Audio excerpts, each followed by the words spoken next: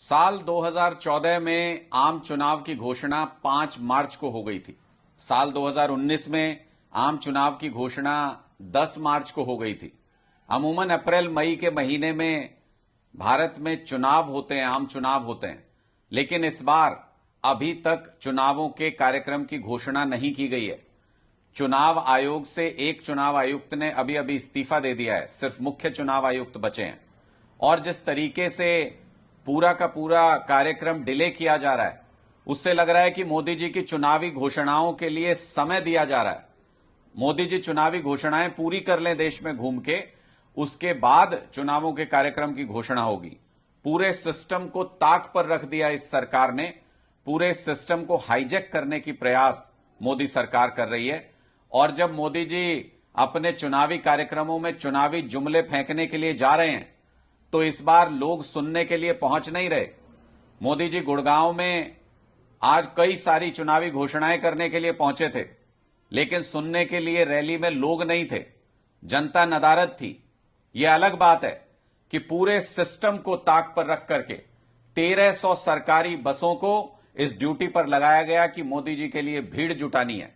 जैसे अमित शाह जी जब आए थे तो हजारों बसों को उस टाइम भी सरकारी बसों को ड्यूटी पे लगा दिया गया कि पूरी तरह से भीड़ जुटानी है, लेकिन उसके बावजूद भी भीड़ नहीं जुट रही है। लेकिन सरकारी बसों के रैलियों में लगाने की वजह से मोदी जी लोगों को तकलीफ हो रही है। मोदी जी जब भी अमित शाह जी मोदी जी जब भी हरियाणा आते हैं तो हरियाणा के लोगों को तकलीफ दिक्कत दे के जाते हैं। मोदी जी की रैली गुड़गांव में, लेकिन पूरे हरियाणा में आज सरकारी बसों की कमी से जूझना पड़ा। लोगों को आवाजाही में दिक्कत हुई, चाहे वो युवा हो, महिलाएं हो या बुजुर्ग हो, सबको आवाजाही में आज दिक्कत का सामना करना पड़ा।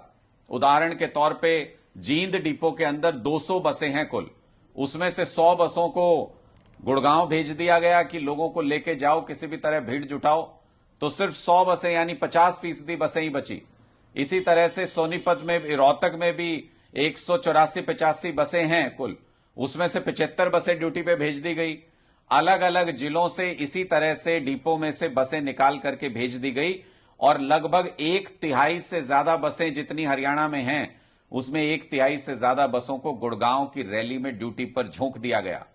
ड्राइवर कंडक्टरों की ड्यूटी वहां लगा दी गई कि आपको आज लोगों की आवाजाही पे ध्यान नहीं देना है, मोदी जी की रैली में लोग पहुंचे इसके ऊपर ध्यान देना है। सारा सरकारी अमला लगाने के बाद भी मोदी जी आपके चुनावी जुमलों को सुनने के लिए हरियाणा के लोग नहीं पहुंचे, क्योंकि हरियाणा के लोग किसान विरोधी नेता का समर्थन नहीं कर सकते। हरियाणा के लोग किसान विरोधी सरकार को सहन नहीं कर सकते। इस बार हरियाणा के अंदर 10-0 होगा, इंडिया जीतेगा, बीजेपी हारेगी।